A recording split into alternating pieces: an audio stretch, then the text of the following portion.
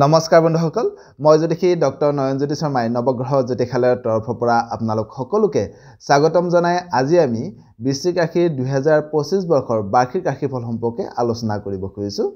এই আলোচনা কালত আমি বৃশ্চিক ৰাশিৰ জাতক জাতিকাসকলৰ আহি থকা 2025 বৰ্ষতে তেওঁলোকৰ কৰ্মস্থান কেনেকুৱা হ'ব, ধন আৰু ব্যৱসায় স্থানটো তেওঁলোকৰ কেনেকুৱা হ'ব, স্বাস্থ্যৰ দিশটো তেওঁলোকৰ কেনেকুৱা হ'ব আৰু শেষত ছাত্ৰ ছাত্ৰীসকলৰ বিদ্যাস্থানটো কেনেকুৱা হ'ব এই বিষয়ে আজি আমি এই আলোচনা কৰিবৰ কাৰণে চেষ্টা কৰিছো। বন্ধুসকল, আমাৰ এই চেনেলটোৰ জৰিয়তে আপোনালোকৰ লগত দৈনিক ৰাশিফল আৰু বৈদিক জ্যোতিষশাস্ত্ৰ আৰু বাস্তুশাস্ত্ৰ সম্পৰ্কীয় বিভিন্ন আনুষংগিক বিষয়সমূহ আমি আলোচনা কৰি আহিছো। যদি আজি আপুনি প্ৰথমবাৰৰ কাৰণে আমাৰ চেনেলটোলৈ আহিছে তেতিয়াহ'লে পাৰিলে আমাৰ চেনেলটো ছাবস্ক্ৰাইব কৰিব আৰু আমাৰ ভিডিঅ'সমূহ যদি আপোনালোকে ফেচবুক পেজত চাই আছে ফেচবুক পেজটো ফলো কৰিব নাপাহৰিব। জান হওক বন্ধুসকল, এতিয়া আহিছো আজি আমাৰ মূল বিষয়বস্তুৰ মাজলৈ। আমাৰ মূল বিষয়বস্তুটো হৈছে বৃশ্চিক ৰাশিৰ জাতক জাতিকাসকলৰ 2025 বৰ্ষৰ বাৰ্ষিক ৰাশিফল। আহি থকা 2025 বৰ্ষতে বৃশ্চিক ৰাশিৰ জাতক জাতিকাসকল অৰ্থাৎ লগ্নত অৰ্থাৎ নিজৰ ৰাশিত বুধ, দ্বিতীয়ত অৰ্থাৎ ধনস্থানত ৰবি, তৃতীয়ত চন্দ্ৰ, চতুৰ্থত শুক্ৰ আৰু শনি, পঞ্চমত ৰাহু, সপ্তমত বৃহস্পতি, নৱমত মঙ্গল আৰু একাদশত কেতু গ্ৰহ অৱস্থান কৰি বিশেষ শুভ ফল নিৰূপণ কৰিছে। আহি থকা 2025 বৰ্ষটিত বৃশ্চিক ৰাশিৰ জাতক জাতিকাসকলৰ কৰ্মস্থানটি খুব শুভ বুলি ক'ব পাৰি, কিয়নো কৰ্মস্থানৰ অধিপতি ৰবি ধনপতি হৈ বহি আছে আৰু তেওঁলোকৰ কৰ্মস্থানলৈ শুক্ৰ গ্ৰহৰ পূৰ্ণ দৃষ্টি থকাৰ ফলত কৰ্মস্থানটি খুব শুভ কৰি তুলিছে বা আহি থকা 2025 বৰ্ষতে বৃশ্চিক ৰাশিৰ জাতক জাতিকাসকলৰ কৰ্মস্থানটি খুব শুভ বুলি ক'ব পাৰি। আহি থকা বছৰটিত তেওঁলোকৰ যেহেতু কৰ্মপতি ধনপতি হৈ বহি আছে, সেয়ে তেওঁলোকৰ কৰ্মৰ জৰিয়তে খুব অধিক ধন লাভৰ যোগ এটা দেখা যায়। যিহেতু কৰ্মস্থানত তেওঁলোকৰ খুব শুভ বুলি ক'ব পাৰি। আহি থকা 2025 বৰ্ষত বৃশ্চিক ৰাশিৰ জাতক জাতিকাসকলৰ ভ্ৰমণৰ যোগ এটা দেখা যায়। যিসকল সমাজকৰ্মী আছে তেওঁলোকৰ সামাজিক কৰ্মত খুব ব্যস্ততা বৃদ্ধি হ'ব, সামাজিক কৰ্মত অলপ প্ৰভাৱ বৃদ্ধি হ'ব।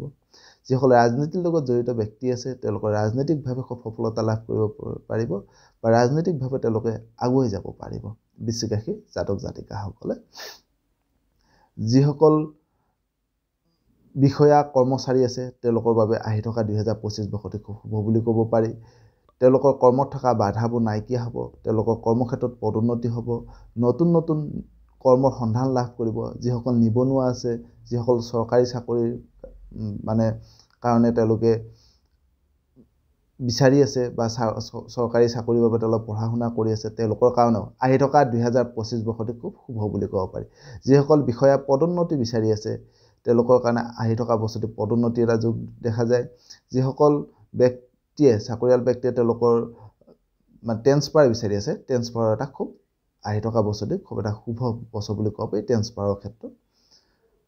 যদি আমি ধন আৰু ব্যৱসায় দিশৰ সম্পৰ্কে আলোচনা কৰিব যাওঁ, ধনস্থানো খুব শুভ বুলি ক'ব পাৰি, কিয়নো কৰ্মপতি ধনপতি হৈ বহি আছে আৰু ধনৰ অধিপতি বৃহস্পতি সপ্তমত বহি থকাই বা অষ্টম স্থানত থকাই আহি থকা বছৰটিত বৃশ্চিক ৰাশিৰ জাতক জাতিকাসকলৰ ধন আৰু ব্যৱসায়ী স্থানটো খুব শুভ কৰি তুলিছে। যিসকল ব্যৱসায়ীয়ে তেওঁলোকৰ ব্যৱসায়ত সফলতা লাভ কৰিব পৰা নাই, আহি থকা 2025 বৰ্ষতে তেওঁলোকে সফলতা লাভ কৰিব পাৰিব। যৌথ ব্যৱসায়ৰ ক্ষেত্ৰত তেওঁলোকে সফলতা লাভ কৰিব পাৰিব। যিসকল ব্যক্তি কাপোৰৰ ব্যৱসায়ৰ লগত জড়িত হৈ আছে তেওঁলোকৰ বাবে খুব শুভ। যিসকল ব্যক্তি যান বাহন ব্যৱসায়ৰ লগত জড়িত আছে তেওঁলোকৰ বাবে আহি থকা বছৰটি শুভ হ'ব।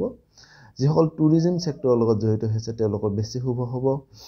যিসকল সংগীত শিল্পী আছে তেওঁলোকৰ কাৰণেও আহি থকা বছৰটি খুব এটা শুভ হ'ব।